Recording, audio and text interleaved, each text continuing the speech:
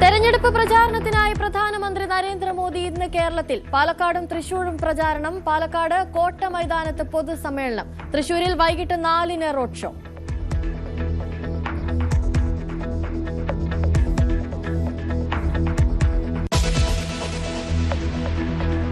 മുഖ്യമന്ത്രി ഇന്ന് മലപ്പുറം ജില്ലയിൽ. CPM SDPI ഡീൽ ആരോപണങ്ങൾക്കിടെ പ്രചാരണം.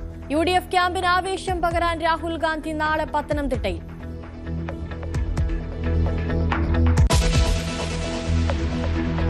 പശ്ചിമേഷ്യയിൽ യുദ്ധമുഖത്തേക്ക് ഹൂതി വിമതർ. ഇസ്രയേലിന് നേരെ വ്യാപക മിസൈൽ ആക്രമണം.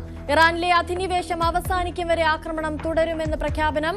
ഇറാനിലും ലെബനനിലും ആക്രമണം കടുപ്പിച്ച് ഇസ്രയേൽ. പ്രശ്നപരിഹാരത്തിനായി ഇന്ന് പാകിസ്ഥാനിൽ ഉന്നതതല ചർച്ച.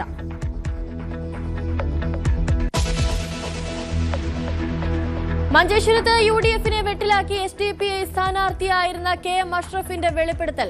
UDF മതസംഘടനകളെ സമ്മർദ്ദം ചെലുത്തി പത്രിക പിൻവലിപ്പിച്ചെന്ന് അഷ്റഫ് ന്യൂസ് 18നോട്.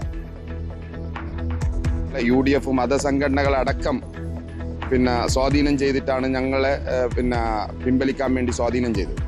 അതുപോലെ തന്നെ പല ഭാഗങ്ങളിൽ നിന്നും മതസംഘടനകളുടെ അടക്കം ഭാഗങ്ങളിൽ നിന്നും നല്ല പോലെ സമ്മർദ്ദമുണ്ടായി. അതെല്ലാം നിങ്ങൾക്ക് അറിയുന്നതാണ്.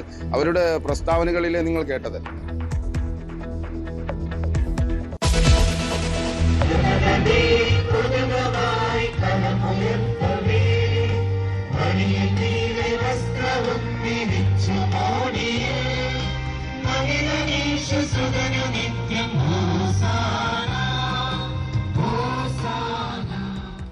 വിശുദ്ധ വാരാചരണത്തിന് തുടക്കം കുറിച്ച ഇന്ന് ഓശാന ഞായർ. പള്ളികളിൽ പ്രത്യേക പ്രാർത്ഥനാ ശുശ്രൂഷകൾ.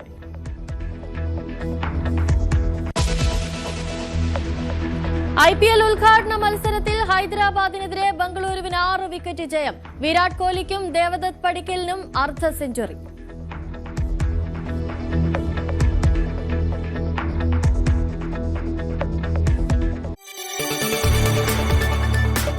കൂടുതൽ വാർത്തകൾക്ക് News 18 Keralam YouTube channel subscribe ചെയ്യുക.